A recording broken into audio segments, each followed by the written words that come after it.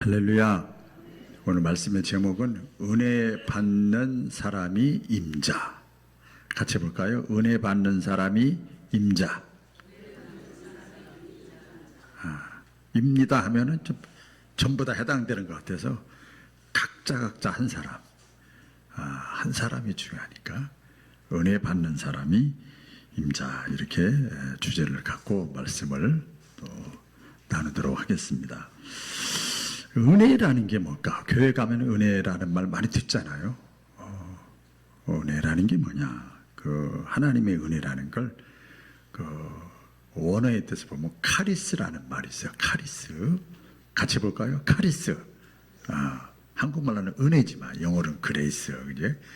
원어로는 카리스라는 뜻이에요. 이게 무슨 뜻인가 하면 받을 자격이 없는 사람에게 조건 없이 베풀어 주시는 하나님의 무조건적인 사랑과 선물이에요. 좀 길죠? 카리스, 은혜가 뭐냐? 하나님의 은혜가 뭐냐? 받을 자격이 하나도 없는 사람에게 무조건적으로 하나님이 주시는 선물과 사랑이 은혜예요.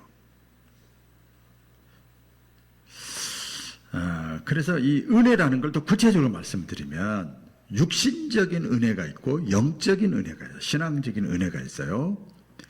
육신적인 은혜는 뭔가 하면 가장 우리가 피부적으로 느끼는 게 복이요, 복. 축복.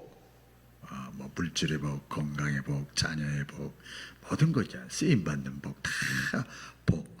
예, 그것이 은혜라는 거예요. 축복. 다른 말로 하면 형통하는 거, 잘 되는 거, 잘 풀리는 거.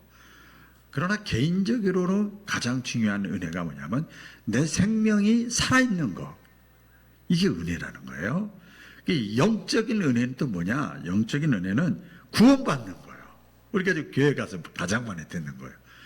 구원받는 거, 천국 가는 거. 왜? 우리는 영적인 존재이기 때문에 반드시 육신의 삶은 아무리 노력하고 힘써도 오래 못 가잖아요. 그걸 영생이라고 그래요. 영생, 구원, 천국 가는 거.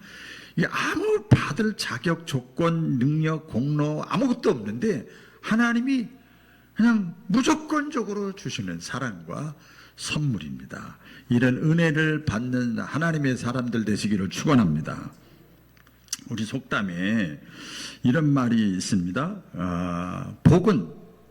복은 차는 사람이 임자다. 그렇죠? 딱 꿰차는 사람. 그게 임자예요. 또 기회는 누가 임자냐? 기회는 잡는 사람이 임자다. 잡는 사람이. 그런 속담이 있어요. 그러니까 아무리 좋은 기회가 와도 내가 잡지 않으면 그 기회는 내 것이 아니라는 거예요. 아무리 좋은 것이라도 나와 상관이 없어요. 이걸 뭐라고 그래요? 그림의 떡이요. 하나님의 은혜도 여러분 마찬가지입니다. 은혜는 하나님이 주시는 거예요. 은혜 하면 두 가지 생각하셔야 돼요. 육적인 은혜, 영적인 은혜.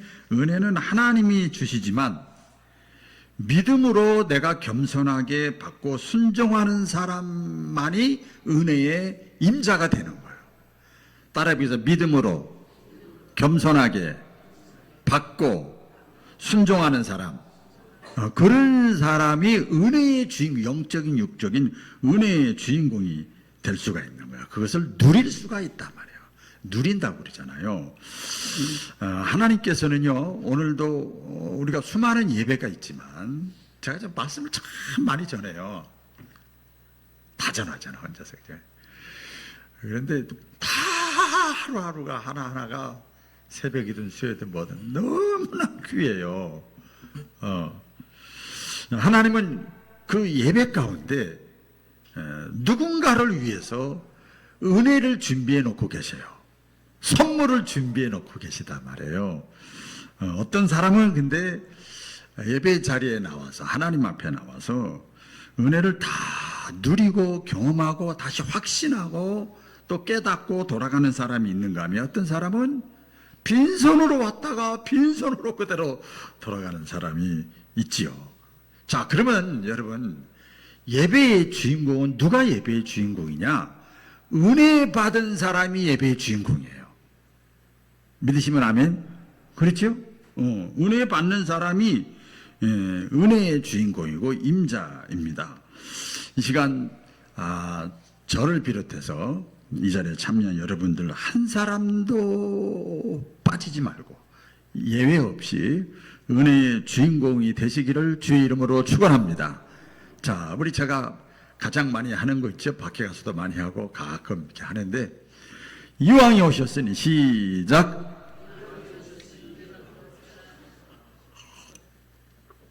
그렇죠. 이왕에 이 자리에 왔잖아요. 이왕에 예배 자리에 왔잖아요. 이왕에 예수 믿기로 했잖아요.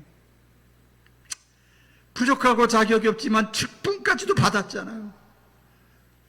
그렇죠? 이왕에 오셨으니 은혜 받고 가자. 왜? 그래야 이 예배가 나를 위한 예배요. 자, 저를 따라하고 계세요. 오른손을 드시고, 이 예배는 나를 위한 예배다. 할렐루야. 그러니까 내가 임자가 돼야 되는 거죠. 왜 우리가 은혜를 받아야 되는가? 오늘 말씀을 하나하나 다 꼬치꼬치 차보겠습니다. 내가 은혜를 받지 못하면 사람이 변하질 않아요. 변하질 않아. 우리 성경에서는 은혜 받아서 변한 사람을 뭐라고 표현하냐면 새 피조물, 새 것, 새 사람이라고 그래요. 근데 은혜를 받지 않으면 사람이 변하질 않는 거예요. 더 구체적으로 보면 교회를 오래 다녀도 은혜 받지 못하면 조그마한 일에도 원망하고 불평하고 의심이 많고, 근데 교회는 다녀. 그러니까 신앙인은 안 되고 종교인으로 자리를 굳히는 거예요. 직분이 있어도, 직분을 받았어도 은혜가 없으면, 뭐 사랑이 없는 것은 기본이고, 은혜도 없는데 직분을 받아버리니까 뭐예요? 교만하죠. 권위의식에 있고, 그리고 나서 이제는 뭐예요? 평가하고 하기 시작을 하죠. 은혜가 없으면 그래요. 기도는 하지만 은혜가 없으면, 은혜 받지 못하면 피곤해요. 기도하는 게 감동이 없어요. 기도를 해도 기도는 하나님과 대화인데 늘 얕은 기도만 하는 거예요. 중원부원 기도만 하는 거예요. 오랜 기도를 할 수가 없어요. 우리가 기도는 대화라고 그랬잖아요. 사람과 사람 사이, 우리가 수많은 사람들을 만나잖아요. 서로 깊은 관계가 신뢰감이 없고 은혜가 없으면 어떻게 했죠? 안녕하세요, 반갑습니다, 끝이야. 형식적인 거예요. 하나님 앞에서도 역시 은혜가 없으면 기도가 형식적인 인사 같은 기도밖에 못하는 거예요. 그래서 주의 일을 하잖아요. 섬기고 봉사해도 은혜 받지를 못하면, 은혜가 떨어지면, 은혜가 없으면 기쁨이 없는 거예요. 그래서 주의 일이 부담으로 다가오는 거예요. 이거 완전히 달라요. 달라요. 그런데 한번 하나님의 은혜를 경험을 하면 사람이 변합니다. 달라집니다. 어떻게 달라지는가 보면 우리 성경의 말씀 통해서 제가 이렇게 쭉 묵상을 해보니까 사람이 겸손해져요. 그리고요, 순수해집니다. 이렇게 학교에서나 사회에서나 이게 이렇게 보면 와, 되게 똑똑하다, 되게 저기하다. 근데 하나님 앞에 나서 굉장히 순수해. 순수하고요. 그리고요, 얼굴 표정이 달라. 은혜 받으면 얼굴 표정이 달라. 말이, 은혜를 받으면요, 어떤 상황 속, 부정적인 상황 속에서도 말이, 긍정적인 말이 이렇게 흘러나오고요. 그 은혜를 받으면 삶의 목적이 생겨요. 먹는 목적, 마시는 목적, 살아야 되는 목적, 돈 벌어야 되는 목적, 건강해야 되는 목적, 잠자는 목적 다 나와요. 은혜를 받으면. 사도 바울이 그랬잖아요. 먹든지 마시든지 살든지 죽든지 무엇을 하든지 다 하나님의 영광을 위하여. 사도 바울은 은혜를 충만하게 받은 사람이에요. 은혜를 받으면요, 삶의 그래서 우선순위가 바뀌는 거예요. 여러분 삶이라는 것은요, 우리 인생은요, 매일매일 순간순간 하루하루 한 시간 한 시간 다 선택의 연속이잖아요. 이렇게 할까 저렇게 할까. 그 삶의 우선순위가 은혜 받으면 달라져요. 달라집니다. 그리고 은혜 받으면요, 가진 것이 없어도, 배운 것이 없어도, 나이가 들었어도, 가난해도 꿈과 비전, 좀 말이 좀 어렵죠. 꿈과 비전, 내가 할 일이 있어, 할 일이 있어, 하나님이 부르시는 그때까지 이게 사그라들질 않아.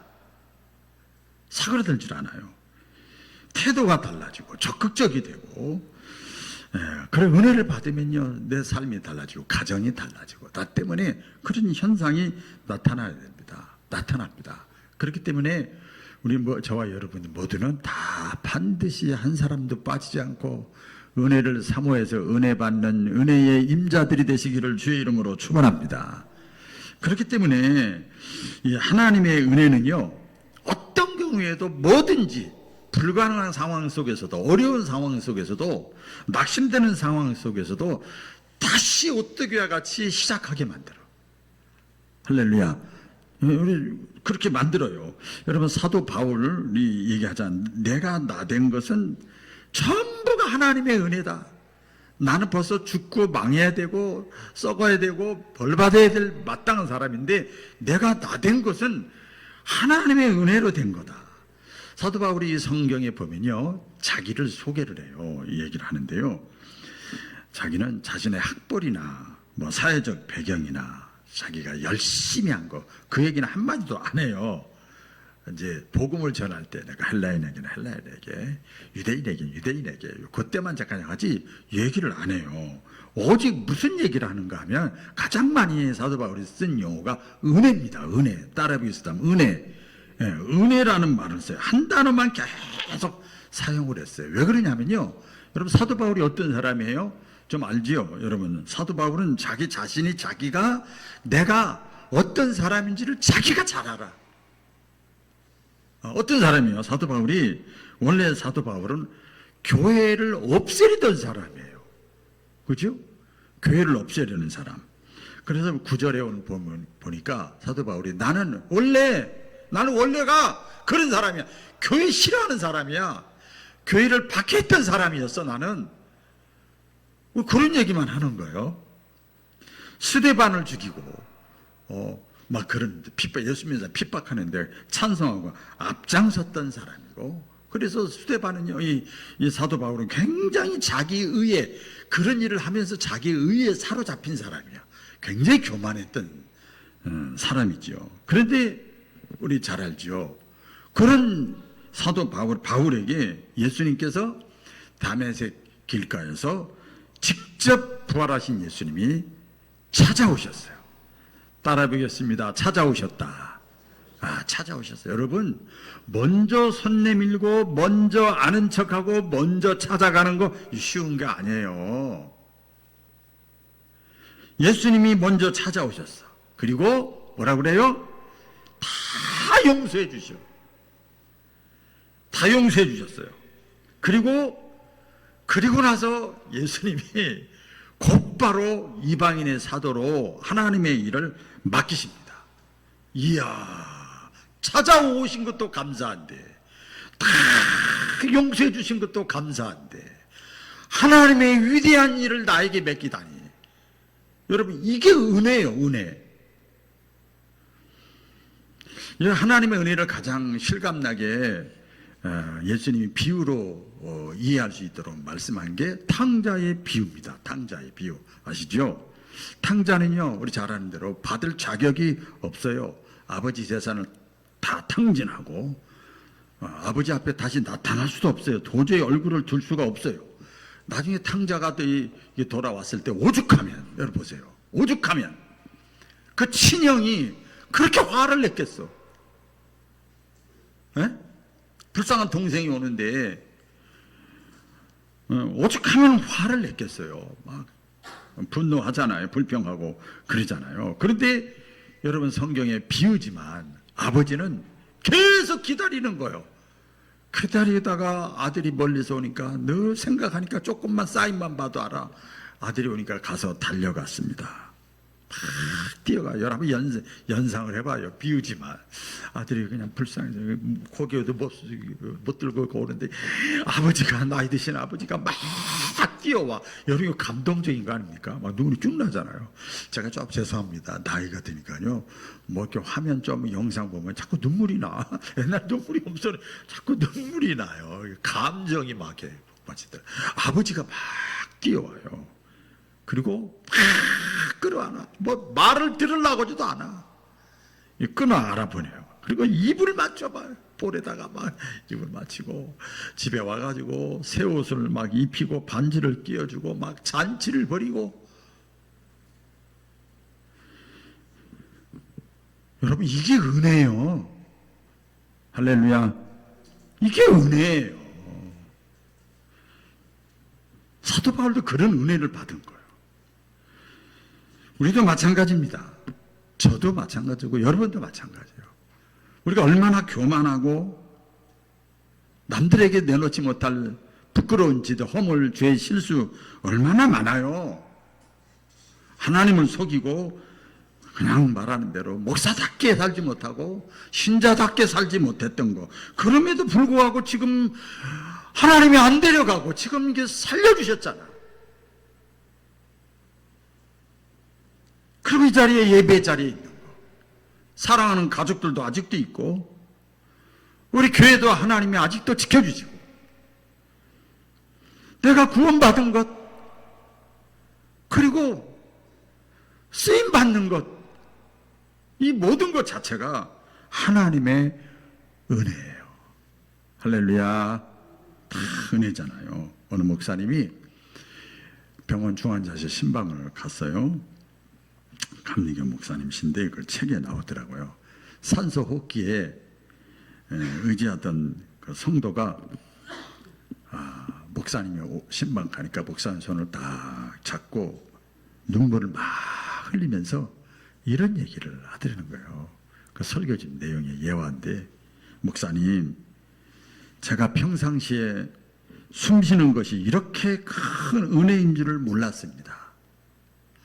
산소호흡기 꽂으니까 숨 쉬는 것이 이렇게 큰 은혜인지 몰랐습니다. 평소에는 숨 쉬는 것이 당연하다고 생각을 했는데 내가 산소호흡기 꽂고 모든 것을 잃어버리고 보니 모든 것이 하나님의 은혜였습니다.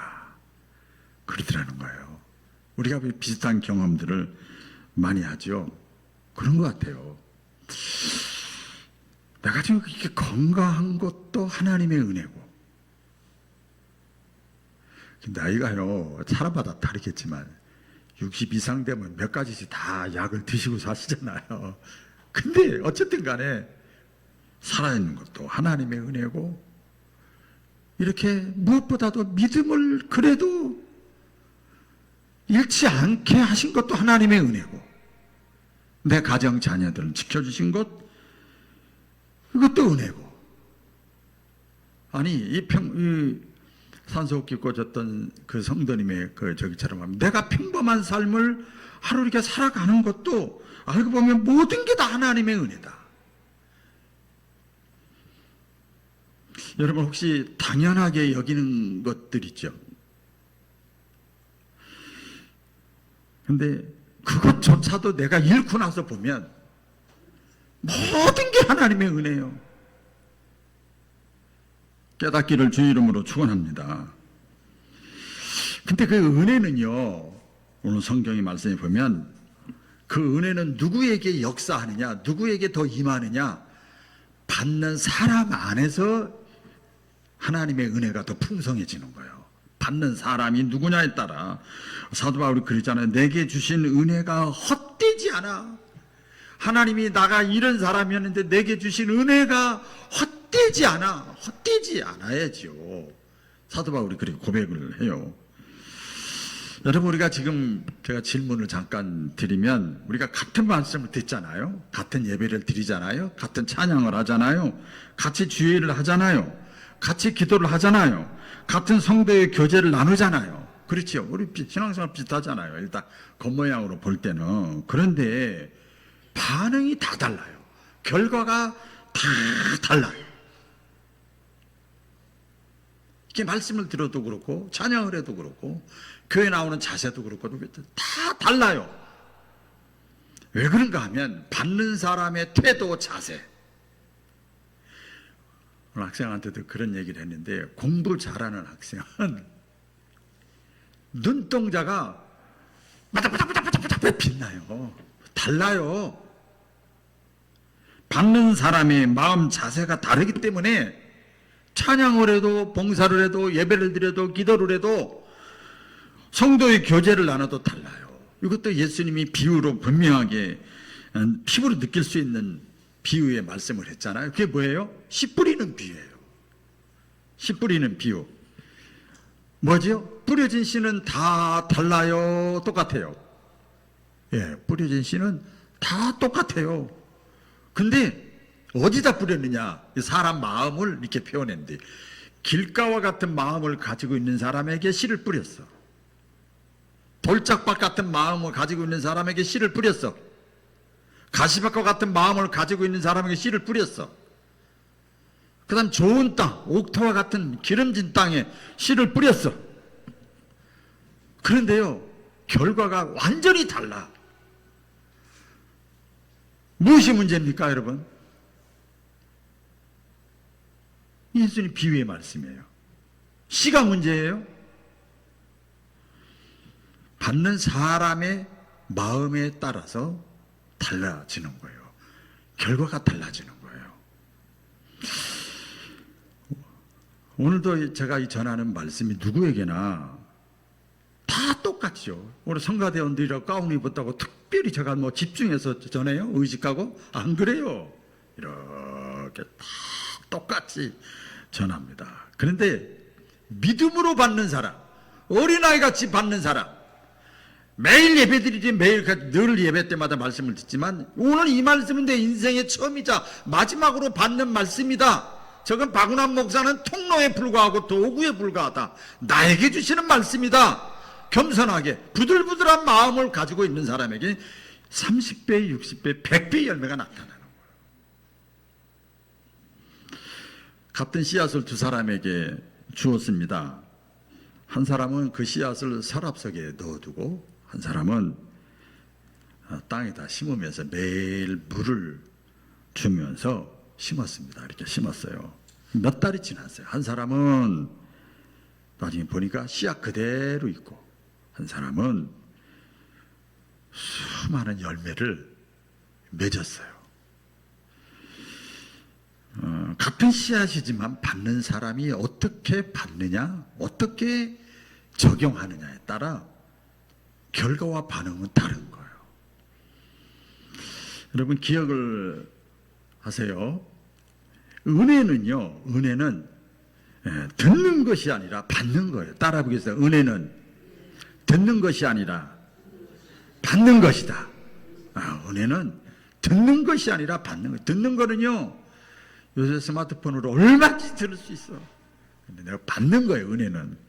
은혜는 내가 아는 것이 아니라 내 것으로 삼는 거예요. 우리 그냥 흔히 말하는데 피가 되고 살이 되는 거예요. 그래야 그 은혜가 더 풍성해지는 거예요. 그 은혜를 받으면, 내가 하나님 앞에 은혜에 보답하고 내가 은혜에 긍정적으로 반응을 하고 헌신한다고 그러죠. 충성한다고 그러죠. 열심을 낸다고 그러죠. 보답한다고 그러죠. 그러면요, 그 은혜가 더하기가 되지 않고 곱하기가 되는 거예요. 곱하기. 더 풍성해지는 거예요. 마지막 징조, 종말의 징조를 예수님이 많이 말씀하셨잖아요. 그 가운데 보면 영적인 징조, 개인적인 영적인 징조를 말씀했어요. 신앙의 부익부, 신앙의 빈익빈 현상이 점점점 벌어지는 거예요. 나타날 것이다. 예수님이 경고의 예언이거든요. 그래서 이런 말씀이잖아요. 마지막 때가 되면 있는 자는 더 풍성하게 되고 없는 자는 그 있는 것까지도 마귀가 다 뺏어가는 거예요. 이렇게 예언을 했습니다. 사도 바울은요, 얘기를 합니다. 내가 엄청나게 잘못된 사람인데, 죄인인데, 내가 모든 사도보다 그 죄인 나를 하나님이, 우리 예수님이 나를 택해 주시고 용서해 주시고 일꾼 삼아 주셨기 때문에 내가 너무 감사해서, 예수님의 12제자도 실제는 아닌데 사도로 나를 부르심 받았기 때문에 내가 뭐라고 그래요? 더 많이 수고했다. 더 많이 수고했다는 게 뭐예요? 더 열심히 했다. 더 헌신했다. 더 최선을 다했다. 그러니까 은혜 받은 사람은요, 움직이지 말래도 움직여. 감사하는 사람은요, 그냥 봉사하는 거예요. 내가 사랑을 누구한테 받은 사람이 또 사랑을 하는 거죠. 그 은혜를 체험한 사람은 그래서 어떻게 돼요? 나 몸 하나, 내 신앙 하나 챙기기도 바쁜데 이 자꾸 섬기고 하나님 섬기고 이웃 섬기고 사랑하고 봉사하고 하니까 산보가 있어요. 산보 오랜만에 해볼까요? 늘 바쁜 거야. 바쁜데 얼굴이 찡그림이 없어. 기뻐. 바쁜데 얼굴이 예뻐. 남자 여자가요, 여러분 사랑을 할 때 보면 다 경험하셨잖아요. 직장 다녀야지, 뭐 이래야지, 친구 만나야지, 관계해야지. 근데 애인을 만나야 돼. 그러면 막 힘들잖아. 먼 거리도 가야 되고, 늦게까지 가야 되고, 비도 와고, 날씨도. 그런데요, 그렇게 시간을 쪼개서 만나야 돼. 바빠! 그런데 절대 기분 안 나빠. 얼굴은 그냥 벌써 사랑하면 여자 있고 남자 있으면 얼굴이 벌써 예뻐! 똑같은 거예요, 신앙생활이. 여러분 삭개오 얘기 아시잖아요. 예수님을 만났어요. 그렇죠? 예수님을 만나 은혜를 받았어요. 다 삭개오 집은 쳐다보지도 않고 사람들이 다 비난하고 손가락질하는데 예수님이 삭개오 집에 찾아갔잖아요. 예수님을 만났잖아요. 은혜를 받았잖아요. 그런데 삭개오가 이렇게 얘기를 합니다. 예수님, 내 재산의 절반을 가난한 사람에게 나눠주겠습니다. 그리고 내가 속인 것이 있으면 4배나 내가 갚겠습니다. 삭개오가 그렇게 얘기를 해요. 자, 여러분 보세요. 예수님이 그렇게 시켰나요? 아니에요. 예수님께 받은 은혜가 있으니까 나 같은 죄인에게 찾아오시다니. 사람들이 손가락질하고 내가 나를 봐도 고개를 못 들어. 그 나를 용서하시고 찾아오시다니. 그래서 삭개오가 달라지는 거예요. 변한 겁니다. 영국의 그 노예선 선장이었던 존 뉴턴이라고 하는 사람이 있어요. 한 사람이 예화를 우리가 잘 성경하고 연관된 분인데, 흑인을 노예로 이렇게 해가지고 팔아서 그 배를 타고 운반하는 선장이었어요. 그러다가 배 타고 가다가 폭풍우를 만났어요. 그래서 배가 침몰하기 직전이어서 다 막 죽음을 눈앞에 있었어요. 눈앞에 두고 있었어요. 그때 이 뉴턴이라는 사람이 하나님을 찾아요. 여러분 꼭 교회 안 다녀도 뭐 죽음 앞에 있으면 사람은 영적 동물 하나님을 찾더라고요. 근데 하나님을 찾아봐. 하나님께 부르지 살려만 주시면 막 하나님을 찾았어. 그래서 거기서 뭐 다 말씀드릴 수는 없습니다만 하나님의 은혜를 그래서 구원받았어요. 살았어요. 그리고 나서 이 존 뉴턴이 완전히 새로운 삶을 살게 됩니다. 노예 무역상 그 직업을 버리고 목회자가 된 거예요. 그리고 자신의 그 아주 부끄럽고 잘못된 그 과거를 잊지 않고 내가 나 같은 것을 이 노예 상인들이 사람도 아니에요. 사람이 사람을 파니까 나 같은 것을 잊지 않고 우리 주님이 찾아오시고 평생 잊지 않고 평생 그 은혜를 막 간증하면서 살았어. 그래서 그 사람이 남긴 찬송이 있어요. 그게 뭔지 아세요? 혹시 아세요? 어메이징 그레이스예요. 나 같은 죄인 살리시. 그래서 얘기를 하는 겁니다. 그 뉴턴이 나는 말할 수 없는 큰 죄인이지만 예수님은 내 죄보다 더 크신 사랑의 구주이십니다. 여러분, 저런 은혜를 받으면 사람이 바뀌어요. 직업도 바뀌고요. 가치관도 바뀌고요. 인생관도 바뀌어요. 그래서 은혜를 받으면 하나님께 영광을 돌리게 됩니다. 사도 바울이 마지막에 고백을 하잖아요. 나의 나된 것은 내가 아니고 오직 하나님의 은혜로다. 따라해 보겠습니다. 하나님의 은혜로다. 하나님의 내가 나된 것, 내가 여기까지 온 것, 내가 이 자리까지 온 것 다 하나님의 은혜로다. 하나님의 은혜, 하나님께 영광을 돌리는 거예요. 먹든지 마시든지 무엇을 하든지 다 하나님의 영광을 위하여. 복음성과 참 가끔 제가 이렇게 참 하나님과 또 사명 앞에 하나님과 씨름할 때는 이 찬송이 쭉 나와요. 제가 방송국에서 다 불렀는데 나 주님의 기쁨 되기 원하네 내 마음을 새롭게 하소서 새 부대가 되게 하여 주사.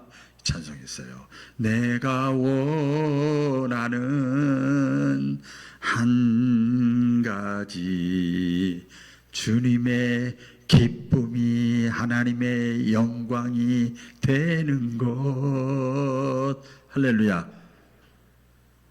은혜 받으면 하나님께 다 영광을 돌리는 거예요. 여러분, 얼마나 이게 위대하고 아름다운 고백입니까? 따라해 보겠습니다. 은혜 받는 사람이 임자입니다. 오늘 본문 고린도후서 6장 2절에 보면 보라 지금은 은혜 받을 만한 때요. 보라 지금은 구원의 날이로다. 지금이 뭐예요? 내가 살아있을 때, 역사적인 종말과 개인의 종말이 오기 전에 아직도 걸어다니고, 지금 교회 못 나오시는 분 대부분 걸어다녀서 못 오셔. 아직도 치매 걸리지 않고 온전한 정신이 있을 때, 아직도 나를 필요로 할 때, 아직도 기회가 있을 때 기회를 놓치지 않는 거. 보라 지금은 은혜 받을 만한 때요. 보라 지금은 구원의 날이로다. 율법 시대가 있었고요. 그 다음에 예수님이 십자가 죽으시고 부활하시고 승천하시고 지금은 성령 시대, 다른 말로 은혜 시대예요. 은혜 시대. 지금은 율법의 잣대로는 우리 다 자격이 없으니까. 지금은 은혜 시대이기 때문에요. 여러분, 성경 지식이 좀 없어도 돼요. 직분이 별로 없어도 돼요. 은혜 시대에는 은혜를 받아야 돼요. 할렐루야. 내가 은혜 받기 위해서 내가 하나님의 말씀을 내가 마음의 문을 열고 신뢰하고 겸손하게 받아들이고 내가 사모해야 되고, 내가 때로는 내 인생의 철칙같이 여기던 이 고정관념, 이것도 내려놔야 된다는 거예요. 내려놓으면 하나님의 은혜는 그 사람에게 임하는 거예요. 은혜의 주인공들, 임자들 되시기를 주의 이름으로 축복드립니다. 기도하겠습니다.